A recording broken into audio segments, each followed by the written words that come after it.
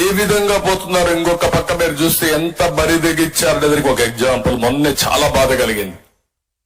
APPSC 2019లో టెండర్లు పిలిచి నేను నోటిఫికేషన్ ఇచ్చాం.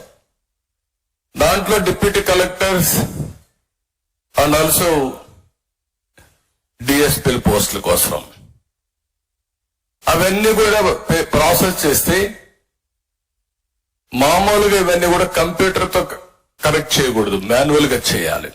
ఫస్ట్ టైం కంప్యూటర్ గా చేశారు.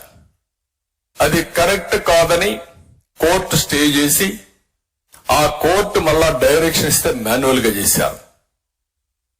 ఆ మాన్యువల్ గా చేసిన తర్వాత ఫస్ట్ చేసిన మాన్యువల్ లో వీళ్ళ మనుషులు రాకపోతే వీళ్ళకి కావాల్సిన వాళ్ళు రావడానికి మళ్ళా సెకండ్ టైం చేయించారు.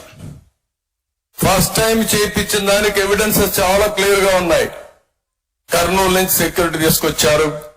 ఇక్కడుంటే కరెక్ట్ చేసేటప్పుడు భోజనాలు డబ్బులు ఇచ్చారు. ఎప్పటికప్పుడు సమీక్షలు చేశారు. ఇవన్నీ పెట్టడానికి ఒక కంప్యూటర్ కంపెనీకి ఎవాల్యుయేషన్ చేయడానికి, రికార్డ్ ఎస్టాబ్లిష్ చేయడానికి వాళ్ళకు కూడా డబ్బులు ఇచ్చారు. అన్ని చేశారు. ఇంత డాక్యుమెంటరీ ఎవిడెన్స్ ఉంటే ఆ డాక్యుమెంటరీ ఎవిడెన్స్ అంతా అవాయిడ్ చేసి మూడోసారి మళ్ళా చేపించాడు. మనుషులకి ఇచ్చి పోస్టింగ్స్ ఇచ్చేశారు. కోర్టులో 2 సార్లు రాంగ్ అఫిడవిట్ ఇచ్చారు. అంటే మీరు ఒకటి గుర్తుపెట్టుకోవాలి, అల్టిమేట్ గా ఏ వ్యక్తి అయినా సరే ఫైనల్ జడ్జిమెంట్ వచ్చేది కోర్టు ద్వారా వస్తుంది. ఈ రోజు ఒకవేళ న్యాయం డిలే అయినా న్యాయం జరుగుతుంది.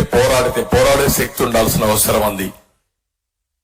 ఈ రోజు అలాంటి కేసు చేస్తే ఇంతవరకు దానికి కూడా సమాధానం ఇప్పుడు కొత్తగా చెప్తున్నారు. మళ్ళీ ఇవన్నీ కూడా ఏ విధంగా డెస్ట్రాయ్ చేయాలో రికార్డ్స్ అని డెస్ట్రాయ్ చేయడానికి మళ్ళా ప్రయత్నం చేస్తున్నారని ఏపీపీఎస్సీ కూడా పాత రికార్డ్స్ అన్ని ఇవన్నీ కూడా మనం చూసినప్పుడు చాలా వరకు నేను చూస్తే మాధవి